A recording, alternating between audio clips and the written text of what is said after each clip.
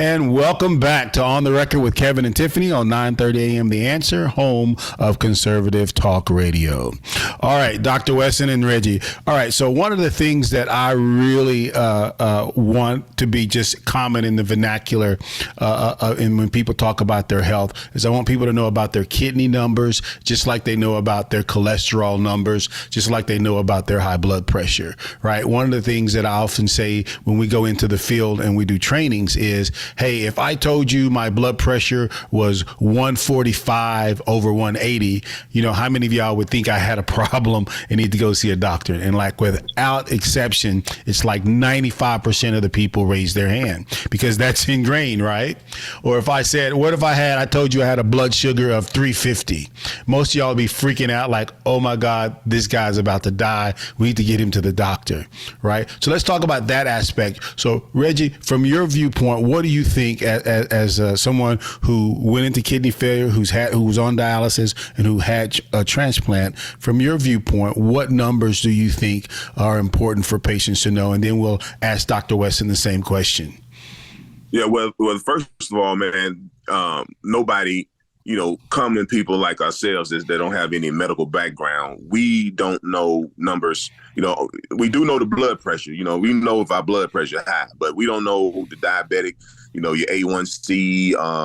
We don't know, like if somebody told you 350, they probably wouldn't know what that meant. You know what I'm saying? Your sugar. And nobody would know if they tell you what's your EGFR or what's your creatinine level. Nobody knows that. So, those are the words first you have to know. It's like, what's my A1C level? Or what is my creatinine level? What's my EGFR level? You ask them that, you ask the doctor that, and then they'll tell you what it is. And then you say, okay, is that high or low? So first of all, we have to know those terms. Instead of, the numbers, you got to know the language first. Once you know the language, then you can start getting into the numbers, because I went to the doctor when I'm diabetic. And when I first went to the hospital, when I was, I had frequent urination and I was thirsty a lot. So I went to the hospital. I was like, what's going on? And the doctor told me it was a clinic and it's a female doctor, Caucasian female doctor. She said, well, your blood sugar is 300. I didn't know what that meant. She said that's high. It's supposed to be, what she told me, like 90s, 100, And when she told me that, she gave me some bad advice. She said, well, diabetics usually drink juice. So just drink a whole lot of juice. And I went and got a big old thing of grape juice. I felt dizzy. I could have died with that bad advice. So you have to really pay attention, man. You have to know the language and learn and study, because especially, once you get over 40 years old, man, I mean, things start happening. And, as Black people, we don't take it serious. We don't know. I mean, we've been raised on this diet for so long, man, soul food, and the fried food and all that stuff, man. It catch up to you. It catch up to you. So that's why we should learn the terms first, and then we're able to go into the numbers. Reggie, that is great. I mean, what you've said is something that our community certainly needs to know. Our community knows a lot about high blood or hypertension. Our community knows a lot about sugar or diabetes, but we know very little about chronic kidney disease, right, which is related to both of those diseases. Diabetes is the most common cause of chronic kidney disease. High blood pressure is the second most common cause of chronic kidney disease in the United States. So as you were saying very accurately, on top of our knowledge about sugar, on top of our knowledge about high blood, we need to have good knowledge about chronic kidney disease. And that leads into what Kevin continues to emphasize: know your kidney numbers. The way to know your kidney number is to interface with a healthcare professional who can then measure in your blood the creatinine level that can allow you to calculate the first of those numbers, the estimated glomerular filtration rate, or EGFR. That's the first number.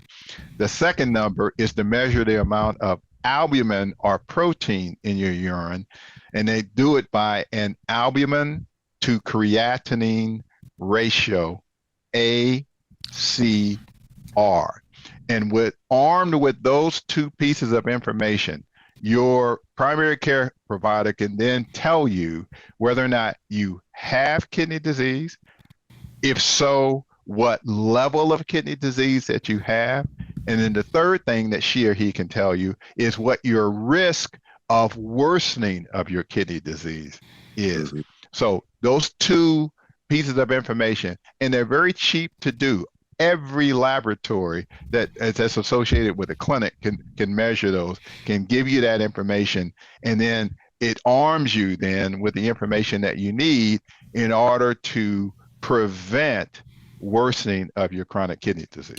Dr. Wilson, I know you described in the previous section of the radio show what EGFR is and what albumin levels are. Could you describe what each one of those are? What does EGFR stand for, and what does it signify as far as the functioning of your kidneys? Mm-hmm. EGFR is estimated glomerular filtration rate. It's just a fancy name that we kidney doctors use to estimate what the level of your kidney function is. The higher the kidney function, the better.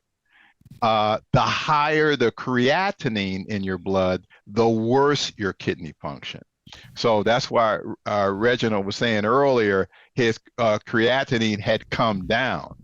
Clap your hands. That means that your kidney function has gotten better. So that measures the level of your existing kidney function. The other part of that is the albumin, which is a protein from the blood that can leak into the urine. The more of that protein leaks into the urine, the more kidney damage there is. So a higher albumin to creatinine ratio indicates greater kidney damage. Now, it could sound bad, but knowing what that level is gives you and your healthcare provider the opportunity to do what needs to be done to reduce the risk that the kidney function will get worse. And there are a bunch of things that can be done. If you got diabetes, get control of that diabetes. You got hypertension, get control of that hypertension.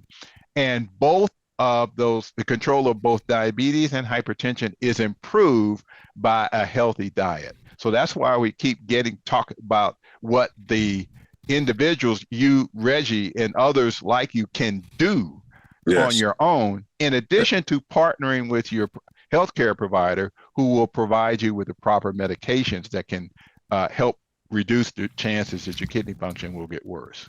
Yeah, because example, when I how much I didn't know when I was swelling up, I called my doctor. I said, he looked at my blood work, and I said, hey man, what is it? He said, your kidney function is your creatinine is at a 4. That was that's when he said you need to come in, and when they say we have to start you on dialysis, and that's when I got started. So that's something that you can take in consideration from a 1.1, all the way to when you get to 4. Now you serious. Now it's like, okay, all right, you have to shut it down and say, hey man, let's go and get this taken care of. So some of the signs that I was having, I was tired a lot. I was always tired. Every time I was just didn't feel like doing anything. So if something, I remember my chiropractor told me, say, look, he say you should never have any pain. He say, you should, if you have pain somewhere, something is wrong, something off. You're feeling tired all the time, something is off. We know our bodies is off, but we play it off as, okay, probably it was something I ate. Most times it was something you ate, because when you eat bad, eventually something's gonna break down. So when you don't feel right, or something feel off, for a long period of time, abnormally periods of time, you like, hey man, I got to go get checked out.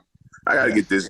This don't pass over. If you catch it early, you probably could get rid of a whole lot of things if we caught it early. But when you wait, let it prolong itself, hey, because we scared. I was afraid to go. I'm like, well, I don't want them to tell me nothing. I don't, and it's funny because my mother was, I don't know, maybe you can answer this question.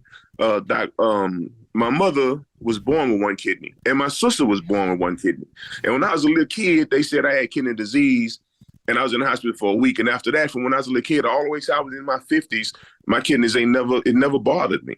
So I don't know if that was a situation by them being born with one kidney and, and my situation, is that like a rare thing for somebody to be born with one kidney?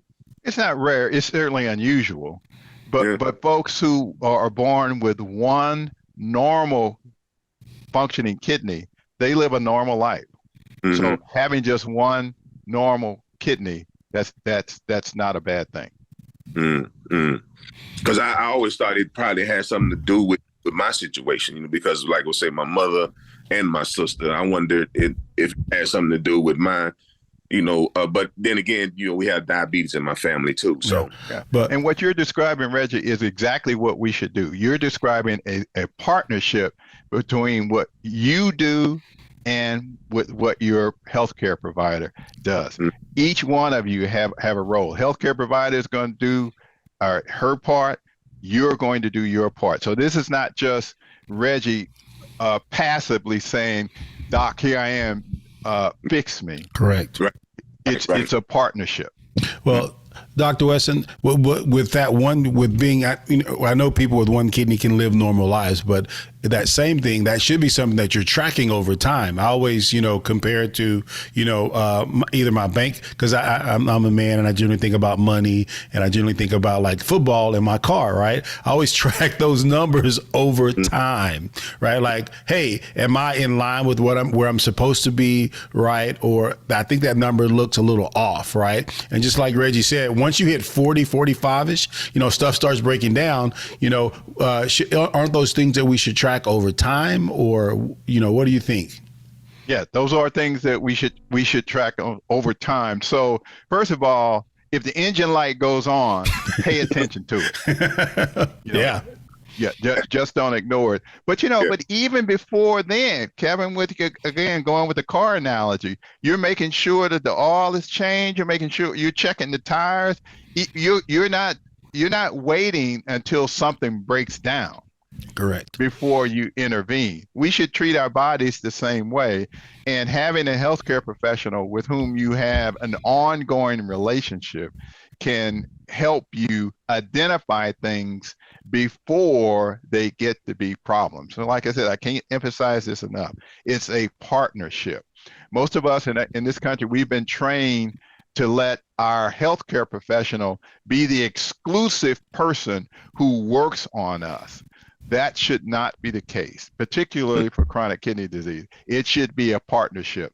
Your healthcare professional has a role, but you have a role as well. I like that. So let's end this session with that, Dr. Wesson. And you've been listening to On the Record with Kevin and Tiffany on 9:30 a.m. The Answer, home of conservative talk radio.